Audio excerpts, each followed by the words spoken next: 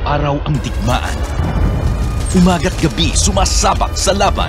Dapat protektado ka outside at inside. Immune Advance contains 4 active ingredients gaya ng lagundi, malunggay, non-acidic vitamin C at zinc. Tulong pampatibay resistensya para tulong proteksyon. Isama pa ang proper diet at exercise. Para katawan ay handa, Immune Advance helps support a healthy immune system. Immune Advance ang sandata. No approved therapeutic claims. Ang Immune Advance ay hindi gamot at hindi dapat gamiting panggamot sa anumang uri ng sakit. Available in Shopee, Lazada, and other leading drugstores. Make weekends and holidays count by bonding with family and friends. At Hillspa Resort, we can make that happen for you. Rest, relax, and have fun in a natural setting with so much greenery around you. Hillspa Resort boasts of 3 large and clear pools, 3 spacious function halls, and several clean and cozy rooms for a memorable and enjoyable overnight stay. Our various facilities can cater to various budgets. Hillspa Resort is located in Barangay Lalakay, Los Baños, Laguna. Why not check us out for that overdue bonding activity with family and friends? For inquiries, please call Joey at 0932-624-2019.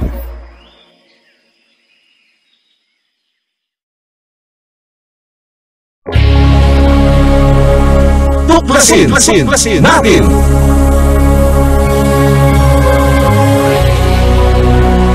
Ang palatuntunan sa radyo na tutuklas ng dapat malaman ng sambayanan. Maninindigan sa katotohanan. Tatalakayin at hihimayin ang mga kaalamang pangkalusugan, siyensya at teknolohiya, agrikultura, ekonomiya, maging mga usaping legal at isyung panlipunang dapat ibahagi, magsisilbing tulay ng mga karaniwang tao upang maiparating sa pamahalaan ang mga mungkahi, hinaing at pulso ng bayan. Ipaglalaban ang karapatan ng mamamayang Pilipino. Babatikusin ang mga salot sa lipunan. Pupurihin ang mga gumagawa ng kabutihan at naninindigan sa katotohanan. Tuklasin natin! Tuklasin natin! Ang tuklasin natin ay handog sa inyo ni Cathy Cruz.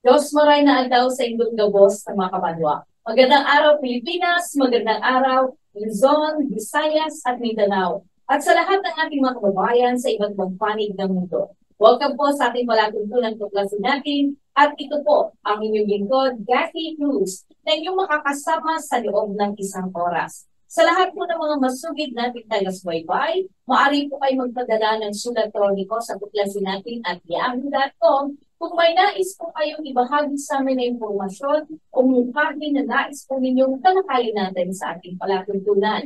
At maaari din po kayo mag-text sa 0915-258-4091. Maaari din po kayo mag-email ng comment sa ating social media pages ng Tagpulan Channel o sa ating sariling bahay sa YouTube, ang BDT Radio Production po. Please like, share, and subscribe ang ating pong YouTube account. At naku, ngayong araw na ito ay sigurado ko siksik-liglig ang ating mapag-uusapan, ang ating magiging talakayan ngayong araw na ito dahil malalaman natin kung ano ba itong tinatawag natin MIRDC.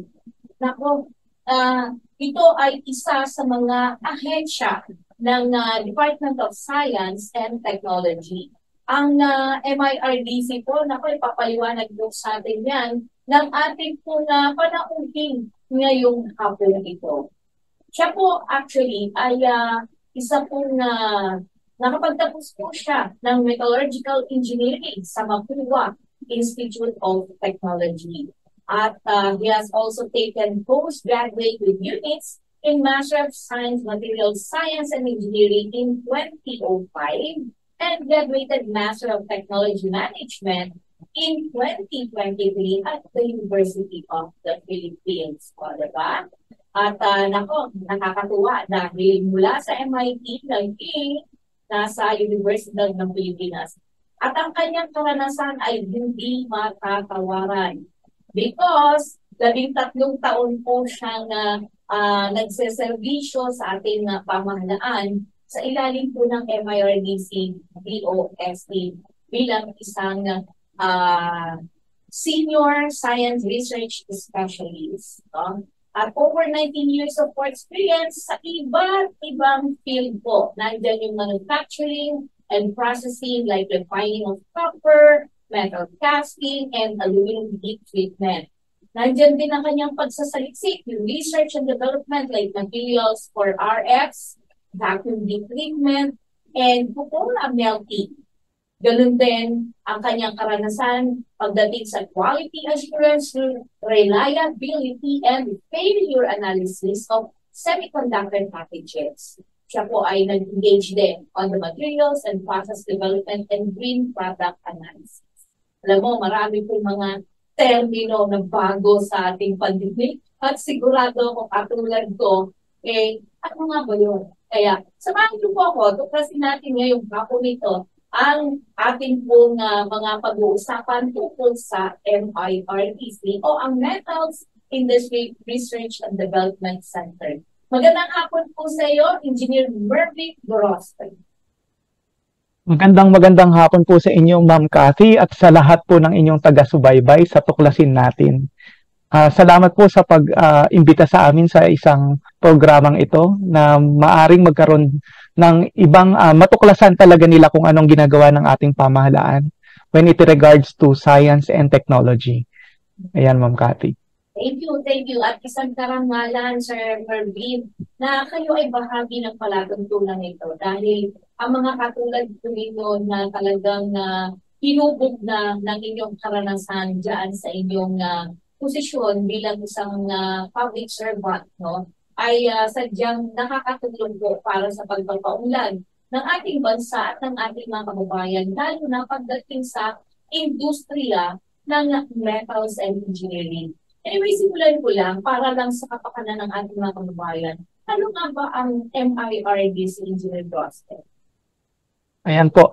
Ang DOST MIRDC ay isang ahensya po ng ating Department of Science and Technology. Kami po ay isa sa 7 na Research and Development Institute o tinatawag nating National Laboratory ng ating Department of Science and Technology. So, bahagi po kami o kasama kami dun sa under ng isang malaking bubong ng DOST, kasama dyan ng Pag-asa, yung mga sikat na Pag-asa, PhilVox, ayan, yung DOST SEI, STII, at ilan yung mga kasama naming RDIs kagaya ng DOST FNRI, yung mga sa food, nutrition, research. Kasama namin din yung mga Philippine Nuclear, kasama namin yung Forest Products, yung Philippine Textiles. Lahat po kami ay naandun sa under ng Research and Development Institute o National Laboratory ng ating departamento po. Kami po, ang metals industry ay specific pong ang pagsasaliksik na agham namin po ay mula sa mga metals, no. Ang center po ng pananaliksik namin ay sa metals lamang. Pero since nakikita po natin no ang metals ay hindi lamang dapat maging focus sa metals. So, meron po tayong ibang mga materials kagaya niyan yung ginagamit natin sa AMSEN, which is yan yung magiging isang topic po ulit ninyo, yung tungkol sa 3D printing. So may mga iba-ibang materials din po kami na nakikipag-collaborate po ang metals industry sa iba-ibang sektor ng lipunan or industries. Kasi nga po, ang metals po ay it cuts across to all industries. So pumunta ka sa industriya ng pagsasaka, na andyan ang metals. Pumunta ka sa industriya ng food, na andyan po ang metals. Pumunta ka sa paggawa ng mga microchips, na andyan po ang metals. So yan po si Metals Industry Research and Development Center para po sa inyo. Ako, ang lawak pala ng nasasakop at pwedeng matulungan na sektor sa lipunan ng inyong ahensya, ng inyong ika nga natin ay institute o yung tinatawag natin Metals Industry Research and Development Center. Pero sir, alam ko itong MIRDC, no, dahil under siya doon sa, in fact, diba, 21 attached agency ang nasa ilalim ng DOST. Pero pagdating sa Research and Development Institute na nasa ilalim ng DOST, sabi ko nga, 7 lang kayo out of dun sa 21. Can you imagine na yung inyong kumbaga, nasa inyo yung pagsasaliksik at pagbubuo, tama ba? Pag-innovate o sinasabi natin na talagang paglilikha ng mga bagay-bagay. Pero sabi mo nga kanina, hindi lang metal ang inyong inaaral sa kasalukuyan, di ba? Pero, sir, kamakailan ay meron kayong itinayo na Metals and Engineering Innovation Center. Ano ba itong Innovation Center na to at paano to nakakatulong sa regional development sa ating bansa? Ayun po, yung tinatawag po nating Metals and Engineering Innovation Center. So, para siyang ginagawa namin magkakaroon ng maliliit na laboratorio o maliliit na MIRDC sa bawat region po. So, kung ang ginagawa po, ang focus ng MIRDC is regarding sa metal fabrication, so yung mga maliliit po na MEIC dun sa mga ating regional offices ay o regions natin ay sesentro rin sa pag-develop ng parte ng makina o mismong mga makinarya. So yung mga MEIC po natin ay inaasahan natin na makagawa ng parts ng mismong makina o mismong makina para pangsakahan, pwede pong pang-ani, pwede pong pang-agrikultura, at pwede rin po yung pagproseso ng iba't ibang produkto ng pagkain. Gaya ng yung maayos na pagpiga, hindi lang dapat pipigain o gumawa ng makina, pero yung maayos na pagpiga ng mga juice mula sa prutas at iba pang makinaryang pang-industriya, gaya ng pagtutunaw ng metal, Yun din po, yung ganitong layunin po natin ay makakatulong sa regional development dahil atin pong pinapalakas yung mga kakayahan ng mga technical personnel natin sa mga bawat rehiyon sa pamamagitan po ng ating mga tinatawag na mag-aaral at mga professor ng mga state universities and colleges o SUCs mula sa pagtuklas po ng nararapat na kagamitan para sa pangangailangan o akma sa naturang rehiyon at kung paano ito buuin ang makina at pagganahin ng ayon sa design o function ng makina. Yung makapagpamalas po yung mga rehiyon na tinatawag natin ng mga machine prototype. Kung inyo pong matatandaan, ang MIRDC po ay nakapagpamalas po kami ng imbensyon na tinatawag na hybrid electric road trains at mga trains. So inaasahan din po natin yung mga rehiyon, yung mga SUCs na merong mga MEIC, makagawa ng mga makinarya na makakapagdulot ng kapakinabangan doon sa rehiyon nila. So kung halimbawa ang region na yun ay nais nilang mag-focus sa pagro-roast ng kape. So maaari ang mga gagawin nila makinarya is pagro-roast ng kape o pag-aani ng palay o pagtatanim ng palay at iba't iba pa. So kung alam niyo po Ma'am Cathy, kung matatanong niyo po yung meron tayong tinatawag sa DOST na RISE, yung Regional Invention Contest and Exhibits o yung RISE nga. Ang karamihan sa sumasali dito, yung mga sa patimpalak na ito ay yung mga paaralan o yung mga university. So ibig sabihin, meron tayong mga Pilipino, natural na mga matatalino. At gagamitin natin yung talino natin upang lutasin yung mga problema sa pamamagitan ng paglikha po ng makina. So yung MEIC, magiging instrumento siya sa paglikha ng mga mas marami pang makina na makakatulong sa regional development, Ma'am Cathy. Napakaganda pala nung pagtatatag ninyo ng tinatawag natin Metals and Engineering Innovation Center. Kasi, kumbaga parang mas, tawag dito, ini-empower ninyo ang bawat rehiyon ng ating bansa para una, makahagilap kayo ng mga talentado, ng mga estudyante natin, kahit yung mga professor na talagang ang layunin talaga ay patuloy na magsaliksik para mapakinabangan sa iba't ibang larangan. Sabi mo nga kanina, pwede sa pansakahan, di ba? At pwede rin dito sa pagkain, sa paggawa ng makinarya ng pagkain. May binanggit ka rin kanina ng microchips. At naiisip ko rin ngayon, pwede rin sa transportation. Dahil sabi ko nga kanina, meron tayong hybrid electric train, di ba? And in fact, Kasi ngayon, Engineer Mervin, diba meron tayo ngayong modernization program ng pamahalaan pagdating sa transportation. Yung modernization public utility vehicles, right? Diba? Ginagawa na natin silang e-jeepney, mga ganon, diba? So, curious lang ako, bagamat maganda itong ginagawa ninyo ng pagtatatag ng Metals and Engineering Innovation Centers sa iba't ibang rehiyon ng ating bansa, kung paano nyo ginagawa na ang mga state university sa iba't ibang rehiyon ng ating bansa ay makahagilap kayo ng mga talentado na mga estudyante o mga professor. May binanggit ka kanina yung RISE. Sa pamamagitan ba nito, doon kayo nakakahagilap?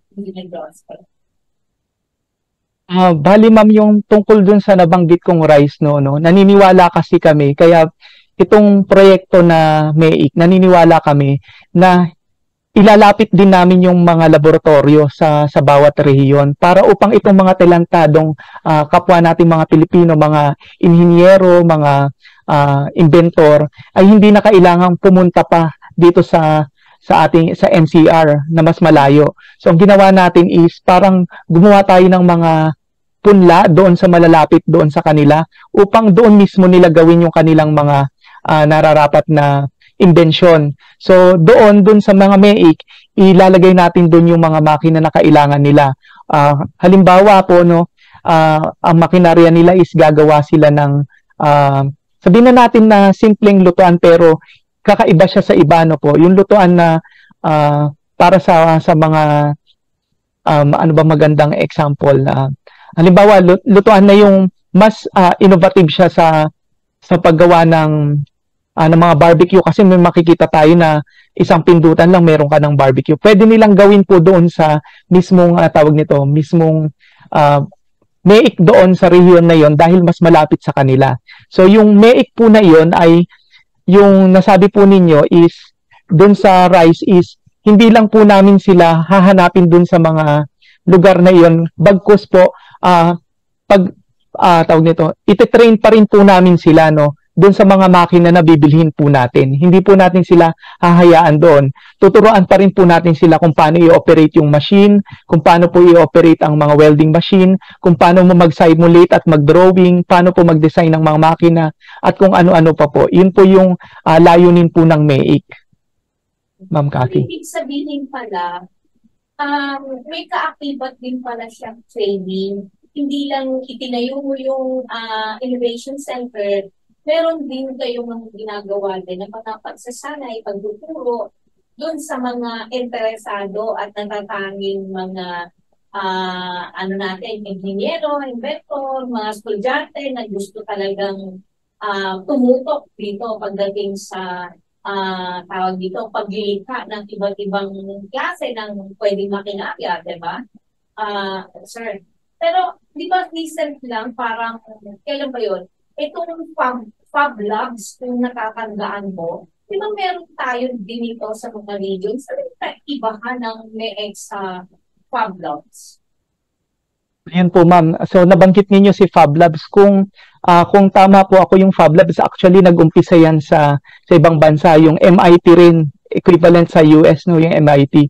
Na yung mga Fab Lab, so parang kung titingnan natin, parehas siya ng konsepto when it comes to yung magkakaroon ka ng research and development doon sa Fab Lab na yon. Pero dito sa Pilipinas po, ito po ay proyekto po ng kagawaran ng Trade and Industry or Department of Trade and Industry. Ito po ay nagsimula doon sa tinatawag nilang shared service facility, kung saan nagtatayo po sila ng isang facility na kung saan lahat ng SMEs doon po sila gagawa sila ng production po nila. So ang example po nito actually napasama rin po ang MIRDC dito, since si MIRDC nga po is gumagawa ng mga prototype ng makina at makagawa ng makina na kapakipakinabang. Ang isa po naming natulungan dito ay kasama dito yung Universidad ng Pilipinos o College of Fine Arts na gumawa kami ng makina para sa yung paglikha po nilang tinatawag nating mga potter's wheel, yung tinatawag po nating potter's wheel para sa paggawa po ng mga banga, yung mga potteries. Yun po, nilagay po natin yung mga machine na iyon at tinanggap po yun ng Fab Lab at ng DTI dyan sa UP College of Fine Arts. So yun po is, kagaya po ng MEIC, ang MEIC naman po sa amin, since specific po siya, metals and engineering, so ang fino-focus po na talaga namin dito ay yung paggawa ng parts na bago at paggawa ng mga makina na kapakipang-hinabang po doon sa rehiyon nila. So yung isang pagtatama po, no, ang una po naming ititrain nito, ang pagsasanay po dito ay within doon po sa mga professor at kung yung mga kasama po nilang mga estudyante is makikinabang po doon dahil tuturuan po sila naman ng kanilang mga professors. So dahil po doon, mas tataas po yung kamalayan ng mga estudyante at ng mga tao po doon sa region na yon kung paano gumawa ng o mag-design o gumawa ng naturang makina para doon sa kanilang application o kung saan nila gagamitin po, Ma'am Cathy. Alam ko, Sir Mervyn, nakakatuwa, no, na ganito yung nalaman ko. Dahil kahapon ay nagkaroon ako ng panayam kay Ginoong Elmer Francisco. Kung matatandaan mo, siya ang gumagawa ng mga public utility vehicles. At nalaman ko sa kanya, Engineer Jospe, na si Elmer Francisco, ang kanyang kumpanya, ay nag-aangkat. Pero parang sinasabi niya na 80% ng sasakyang modernized jeepney, public utility jeepney niya, ay dito na talaga gawa. Mula rin sa mga engineero natin, in fact, nakikipag-coordinate siya with the MIRDC, pero yung 20%, sabihin na natin 15% ng paglikha niya ng isang sasakyan ay nagagaling pa rin sa ibang bansa. And in fact, pangarap niya na in 2030 o 2030 ay maging 100% na dito na talaga at wala nang ini-import siya ng mga parte o sabihin natin mga NGO. Kayo ba sa MIRDC, meron kayong mga ganitong pag-iisip na darating yung panahon na ang ating bansa magkakaroon na tayo ng mga industriya na gumagawa ng mga sasakyan na hindi na tayo aangkat? Kasi kung tutuusin daw, sabi ni Elmer Francisco, bagamat ngayon, yung isang NG na yon ay inaangkat niya. Pero sabi niya, kung tayo ang gumagawa, mas mapakamura daw.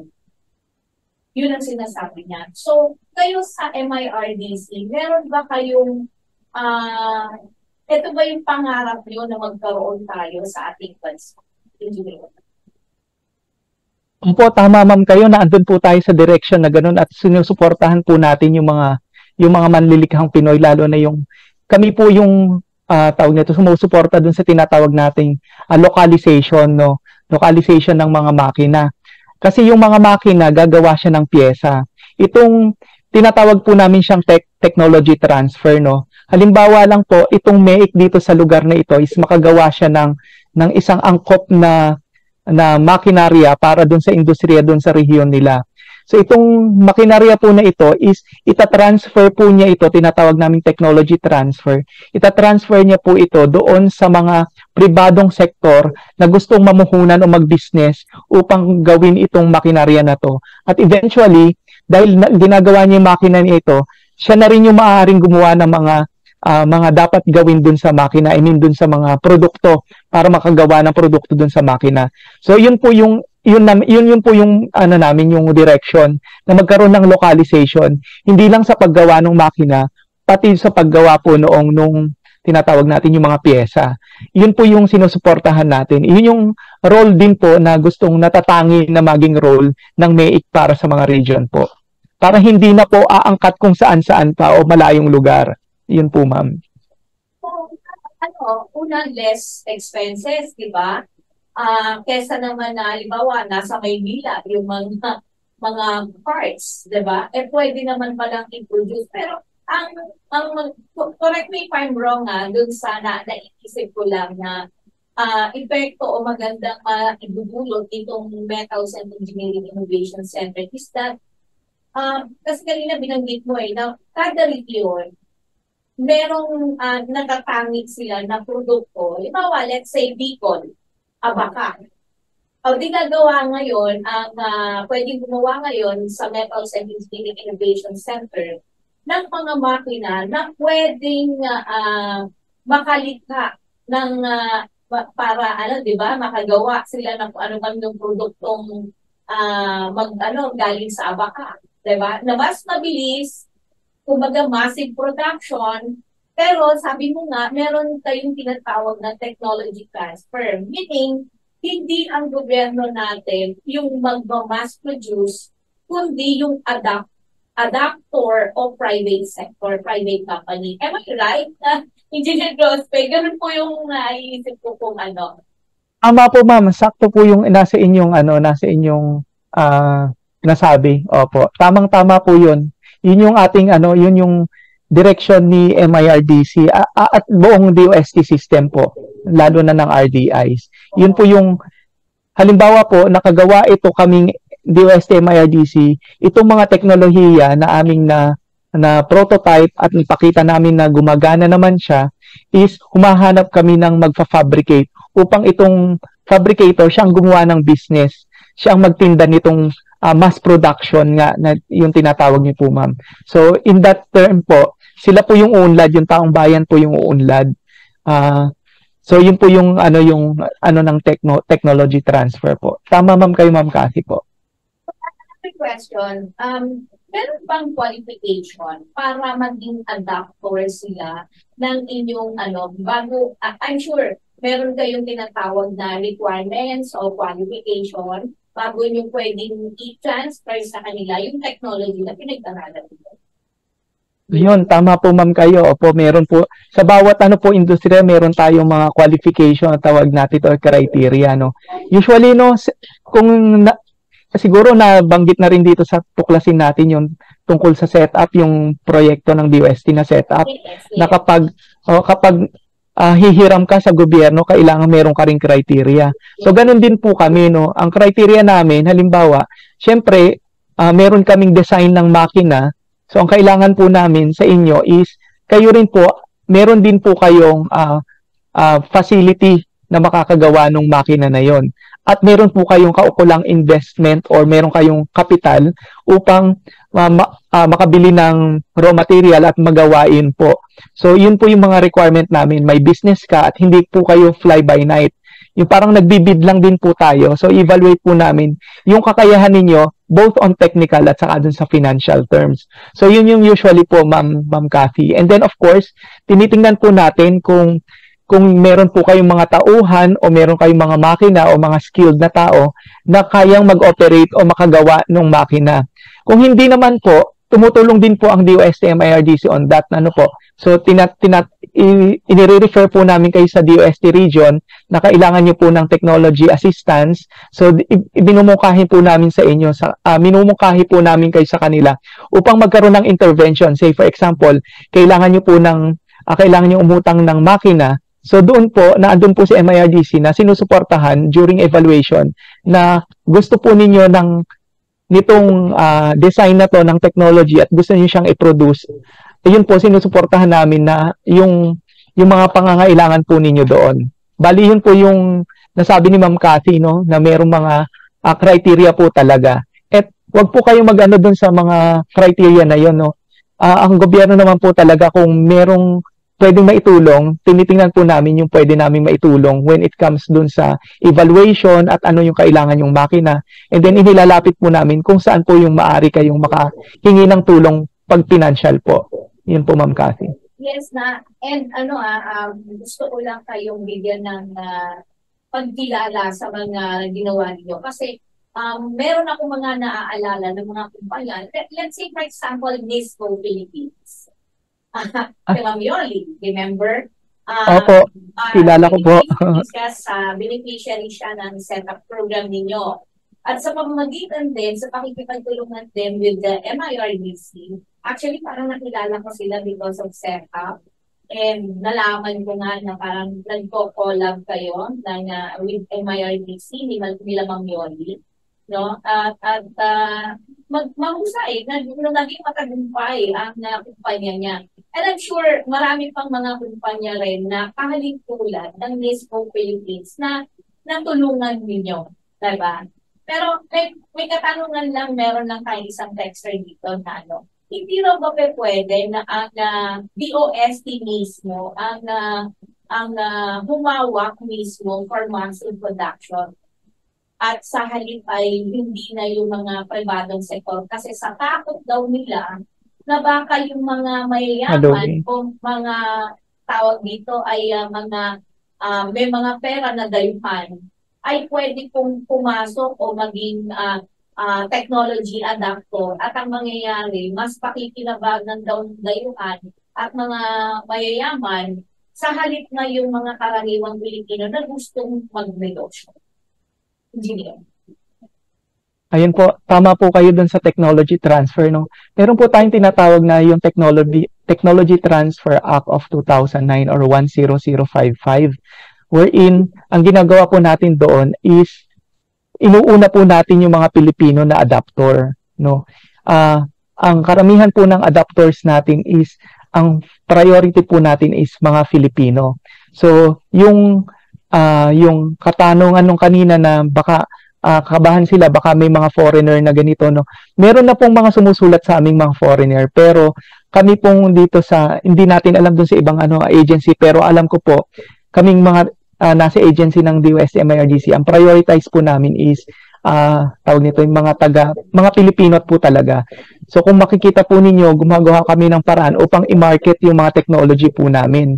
So kami po nakikipag-collaborate sa mga regional offices upang ipaalam na meron kaming technology na ito at maaring i-adapt ng mga ng mga businessman po natin. So inuuna po talaga natin yung Pilipino kasi nasa batas po 'yun. So yun po yung wag po kayo matakot on that.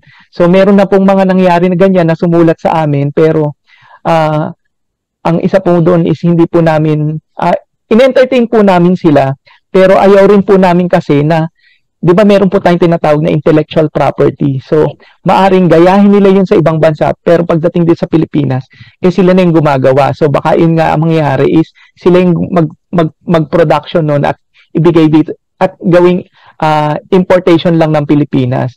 So, as much as possible, ini-encourage po namin yung mga businessman, yung mga fabricator ng machine na puntahan niyo po lahat ng DOST RDIs, katulad ng MIRDC, baka meron po kayong makitang possible business na magawa po ninyo sa amin. Pwede po yun, ma'am. Ako nakakatuwa, na kumbaga, protektado rin pala ang mga kapwa natin Pilipino pagdating sa mga ganyang bagay. Kasi, alam mo na, di ba, actually, yung ibang mga scientists natin, yan ang nire-reklamo. Yung minsan nga, di ba, actually, yung mga tinatawag nilang mga research nila, di ba, sa gamot, di ba? Parang dito kinukuha sa atin yung mga romance. Tapos, magpapanggap yung mga dayuhan na yun na turista sila, pero naka-extract na sila ng kung anuman sa mga lalawigan. At syempre, hindi sila mapapansin dahil turista sila di ba? Yung mga ganung bagay pa lang na nagsasaliksik, sabi sa akin yung ating mga scientists, ay may mga permit pala yan na dapat na hinihingi mula sa ating pamahalaan katulad ng DNR. Kung halimbawang yan ay mula sa kagubatan natin, sa dagat, may mga ganun pa pala, di ba? So, I'm good to know na meron tayong batas na RA 10055. Tama ba ako? Engineer Grosser. Okay. Next na katanungan ko. Napag-alaman ko lang na tapos na yung MEC batch 1, no? At mayroon ng batch 2 ngayon. So, kailan po magsisimula ang ikalawang batch nito at ano-anong region ang sakop nito? Go ahead. Ayun, ma'am. Opo. Ang batch 1 po actually is patapos na po siya, no? So may mga yung bawat MEIC po ng region nung batch 1 is tinatapos lamang nila yung tinatawag nating research and development. Yung research and development po nila is yung ginagamit na po nila yung mga makinarya na i-donate namin ng MIRDC o ng DOST sa kanila. So yun po yung ginagawa nila. Gumagawa sila ng halimbawa ng mga food equipment, ng mga farm implements po dun sa kanilang research and development. Meron pong isang isang SUC na natapos na. Ito yung nasa DIMSU, no. Ito yung Don Mariano Memorial State College DIMSU. Yan. So meron na siya po, tapos na siya yung doon. Pero yung batch 2, MEIC 2 po is yung kung batch 1 po is 5 yung nakaraan. So meron po tayong 3 region sa Luzon. Bali 4 po kasama si CAR. So 4 po sa region sa Luzon, tapos isa po sa Mindanao yung USTP o Region 10. So meron pa po tayong 10 right now para sa MEIC 2. So imagine nyo po, 10 po na region ang gagawan po natin ng MEIC. Bibilhan po natin sila ng mga equipment, at itong mga SUCs po, sila naman po yung gagawa ng mini MIRDC o isang establishmento para ibahay yung mga kaukulang equipment po para sa kanila. So, ano pa nga po ba yung tanong? Sorry, nakalimutan ko isa. Okay lang po yun. Kung ano yung, binanggit nyo na po yung mga region ang sakop, di ba? So, bali 4 dahil sa region, sa Luzon. Sa Luzon. Oo, bali, sabi ko nga 4 kasi kasama na yung Cardon at isa sa Mindanao at meron pang 10 rehiyon. 10 rehiyon po. Opo, 10 rehiyon. Tama po. So, bali meron pa tayong 3 sa Luzon na naiiwan. Meron uli po 3 sa Visayas plus 4 sa Mindanao. So, ganun po karami yung MEIC. So, parang nagtatayo po talaga tayo ng maliliit na MIRDC para yung gawain ng MIRDC na maliliit din is maaring ma-replicate o ma-duplicate nila doon sa region po nila. Dahil napakalayo nga naman po ng MIRDC doon sa halimbawa sa Mindanao o doon sa pinaka-extreme Luzon po natin. Yun po. So, mabanggit ko lang ma'am, no, yung isang MEIC po natin, gumagawa sila ng tinatawag nating vacuum fryer. So ibig sabihin kung nakakakita po kayo ng tinatawag natin na pinakbet, yung ingredients ng pinakbet, ano po. So meron po yun doon, di ba, kalabasa, sitaw, lahat po yung palulutungin ng vacuum fryer. So, ganun, sobrang lutong po niya. Actually, nung napapunta po tayo, nung pinalad na pumunta sa US, when training sa technology transfer, nakakita po tayo talaga ng ang lulutong na doon ako nagulat na innovative pala yung nagawa ni MIRDC na food equipment na vacuum fryer. So, ayan po, nabanggit niyo po si Ma'am Yoli, no? Nabanggit niyo na rin po kanina. Isa po siya sa taker adapter po natin ng mga food innovative equipment po ng MIRDC. So kung nabanggit niyo po si Mama, yun po. Tama po kayo, nakipag-collaborate din po kami sa kanya. Yun po. Nakakatuwa naman dahil at least ang daming yung ganitong ginagawa ninyo sa MIRDC ay lumilikha kayo hindi lamang ng trabaho, kundi ng industriya. At sana magtuloy-tuloy at kinakailangan talaga magkaroon kayo ng mas malaki pang pondo para mas marami kayo na malikhang MEIC, di ba? Pero ang tanong ko lang, Engineer Mervin, no? Ano yung mga challenges, mga balakid na nararanasan ninyo sa pagtatatag nitong innovation center na to? Meron ba kayong mga balakid? Bakit minsan nagdi-delay o sabihin na natin na hindi agad nagagawa? Kasi di ba, ilan ang regions natin? We have 13 regions nationwide. And yet, ngayon, bali, sabagay, nagsisimula pa lang naman kayo, di ba? Pero, syempre, malaking pondo ang kakailanganin nyo kasi dito. Dahil you put up the building, the innovation center mismo, and of course, the equipment, tapos meron pa kayo mga tao. Meaning, hindi ganun kadali to put up MEIC, di ba? Meron ba kayong mga constraint on budget, mga ganon, engineer? Ayan po. Parang naintindihan niyo ma'am talaga ang isang proyekto, ng konsepto ng proyekto, no? May mga tao, may pagbili, no? Talaga naman po sa nakita ng ano, no, when it comes yung tinatawag nating innovation, no? Ang isa na naging tawag nito limit natin, mga lalo na yung mga nasa research, no, yung procurement system natin. Hindi naman natin sinasabi na yung procurement system natin is kailangan nating maging perfect, no. Syempre dumadaan tayo sa tamang proseso, pero dahil marami tayong bibiling makina, no, nakalagay na po yan sa ano namin, pero hindi natin na tawag nito, hindi natin makikita dun sa ginagawa natin na magkakaroon ng delay talaga when it comes to, halimbawa, kukunti ang nagbidding, hindi kami pwede magbidding magdiretso na ganito dahil kailangan nating tawag nito, sumunod sa proseso. So dun sa mga maliliit po na gano'n, nagkakaroon kami ng delay, no. So meron pong hindi natin sinisisi lahat sa procurement, pero mostly po sa research and development talaga. Isa yan sa na-identify ng gobyerno natin na nagiging balakid sa research and development. Kasi, di ba, matatandaan nyo ma'am, halimbawa, meron tayong makina at hindi natin makikita yan sa Pilipinas dito. So, kailangan natin is dumirekta tayo sa ibang bansa. Pero, merong mga pagkakataon na meron na pala dito sa Pilipinas na meron na pala siyang sole distributor na hindi natin nakikita at maaring makita yan ng ano na sabihin na maari kayong hindi tumupad doon sa requirement ng ano natin.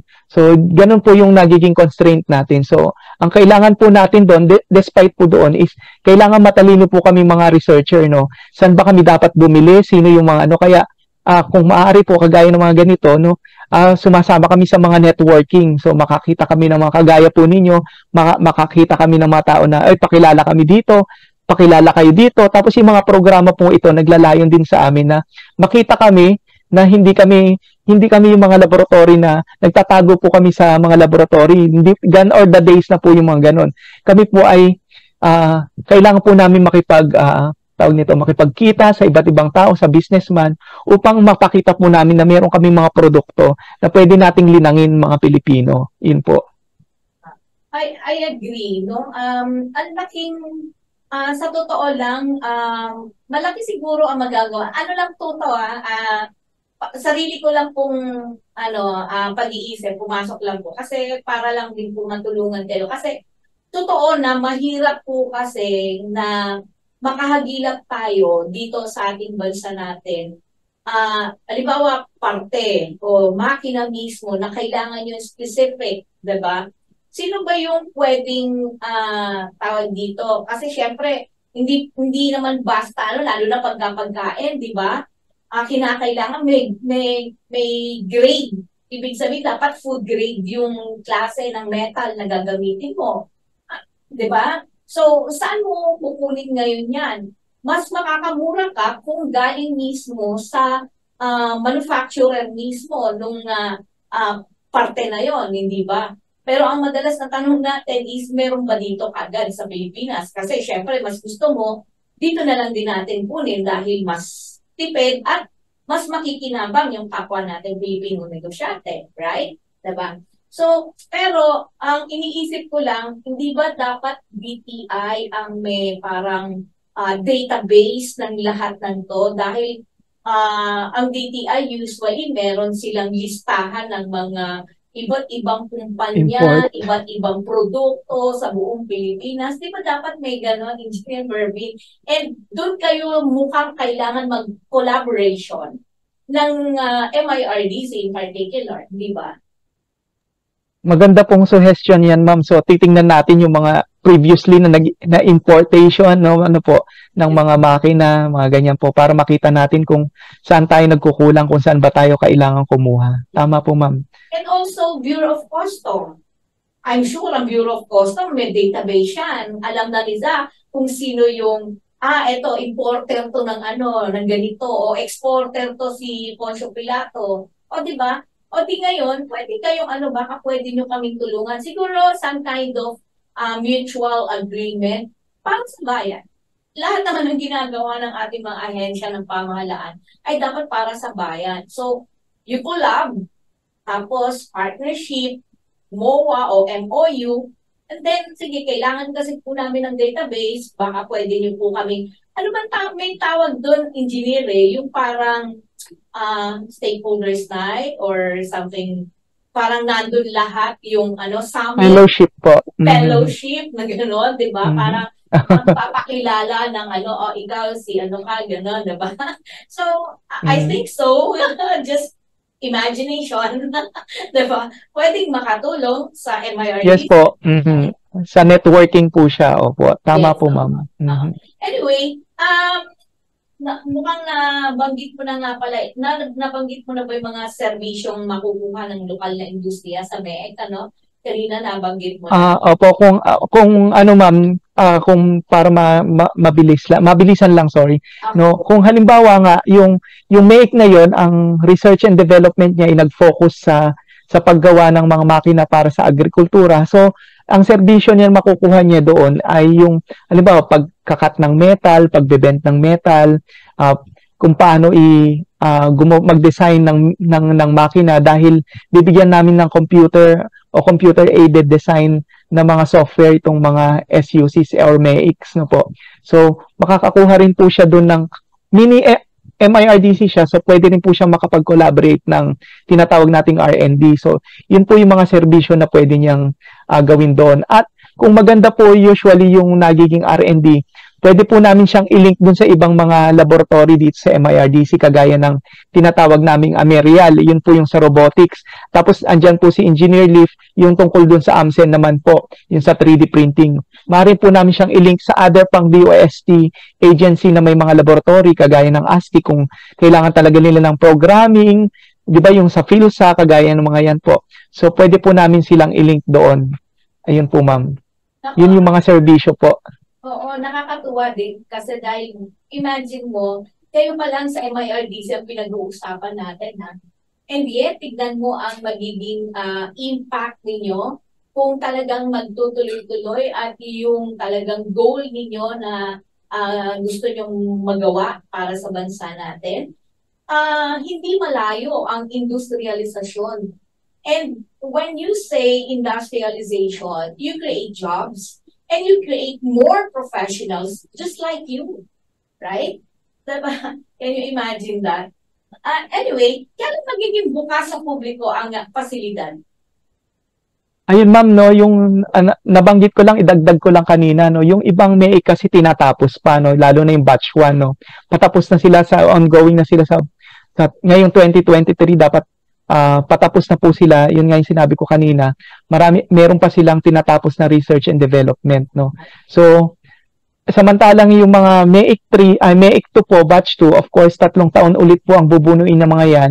So, mga 3 taon pa bago po mabuksan. Kasi, ititrain po natin sila, bibigyan po natin sila ng makunarya, tuturuan po natin sila mag-design ng mga equipment, tapos, tuturuan din po natin sila mag-networking dun sa loob ng rehiyon nila para siyempre, kailangan natin meron gagamit ng mga makina na ginawa po nila or parte, no?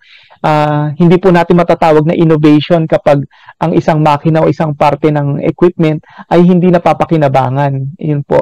Oo, correct. Ako, alam mo, nakakatuwa at ang dami kong natutunan din sa'yo, Engineer Grospe, no? At nawa ay hindi ka magsawa. Ang mga katulad mo ay napakahalaga sa ating bansa. Pero sa huling bahagi, no, Engineer Mervin,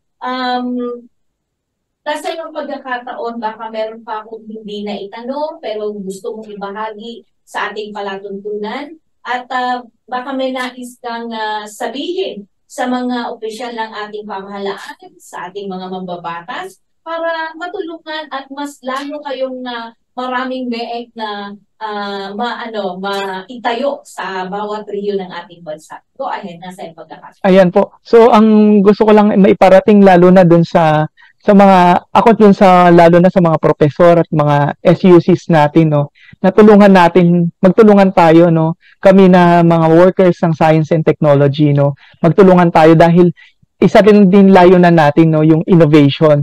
Pag sinabi natin kasing innovation, nalilink yan sa science and technology. Nalilink din si innovation sa invention. So, ang invention talaga, nagsisimula yan dun sa mga malilikot pero malikhaing pag-iisip ng mga tao at lalo na yung mga nasa mga sa academe, no? So diyan nagsisimula yung mga questions natin at doon tayo bumubuo at lumilikha ng mga makina o invention. So kung titingnan po natin yung mga invention na yan is tinatawag nating tacit knowledge o sinasabi nating komplikadong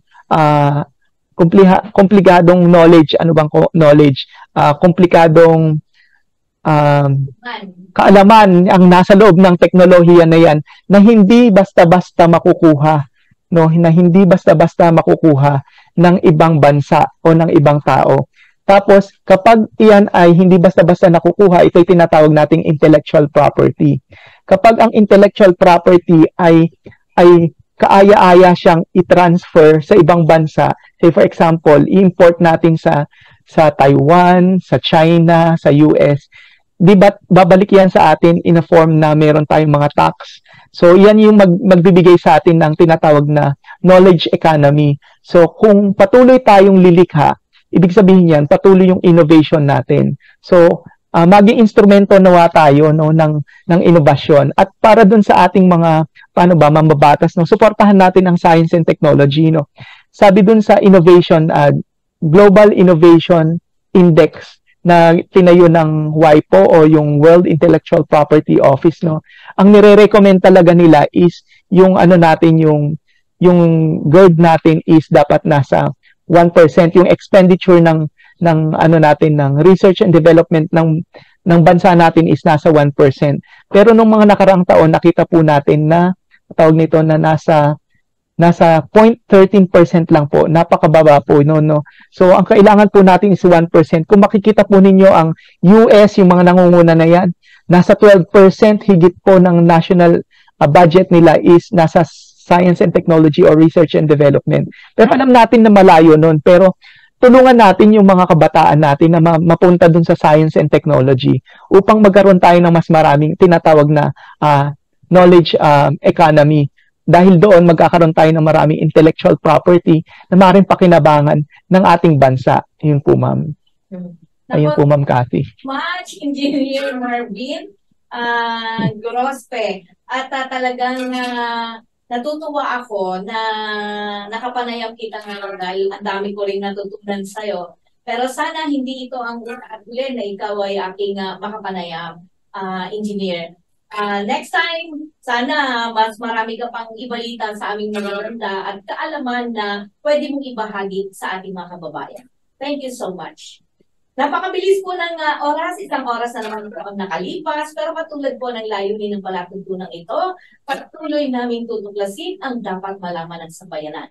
Tandaan po natin batay sa Saligang Batas ng Pilipinas ng 1987, Article 2, Section 9, na dapat itaguyod ng Estado ang makatwiran at dinamikong kaayusang panlipunan, na titiyak sa kasaganaan at kasarinlan ng bansa at magpapalaya sa sambayanan laban sa kahirapan sa pamamagitan ng mga patakaran tatakda ng sapat na mga liburang panlipunan. Nagtataguyod ng pagkakataon na makapaghanap buhay ang lahat, umaangat na standard ng pamumuhay at ng lalong mainam na uri ng buhay para sa lahat.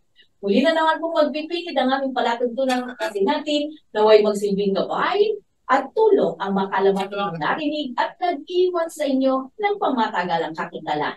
Sama-sama po tayong manindigan sa katotohanan nang hindi tuluyang mawagsak ang ating lipunan. Cathy Cruz po, ang inyong nakasama sa nakalipas na isang oras. Sa ngalan po ng pamunuan ng Katipunan Channel kay Per Archibald, kayo din po sa ating panauhin ngayong gabi, walang iba kundi si Engineer Marvin Grospe. Kami po ay lubos na nagpapasalamat at pansamantala po kami nagpapaalam na sinamahan ninyo kami dito sa loob po ng isang oras sa tuklasin natin. Hanggang sa susunod na pagtatanghal.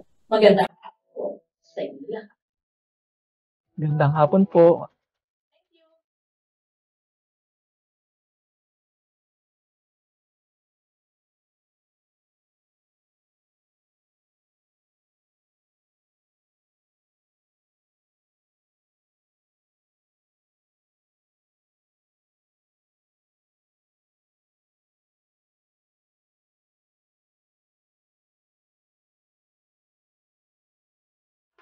Araw-araw ang digmaan, Umaga't gabi, sumasabak sa laban. Dapat protektado ka outside at inside. Immune Advance contains 4 active ingredients gaya ng lagundi, malunggay, non-acidic vitamin C at zinc.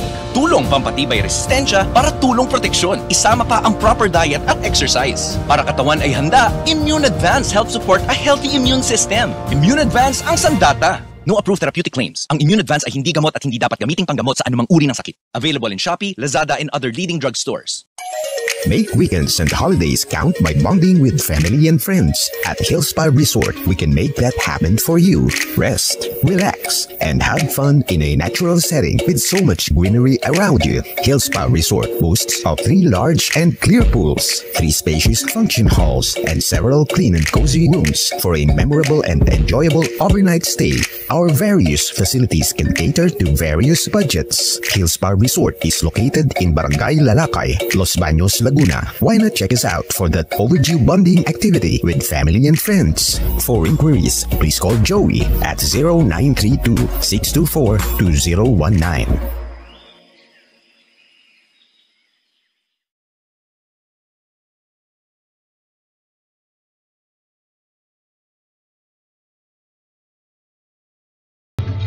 Inyong napakinggan ang palatuntunang Tuklasin Natin. Tuklasin natin hanggang sa muli.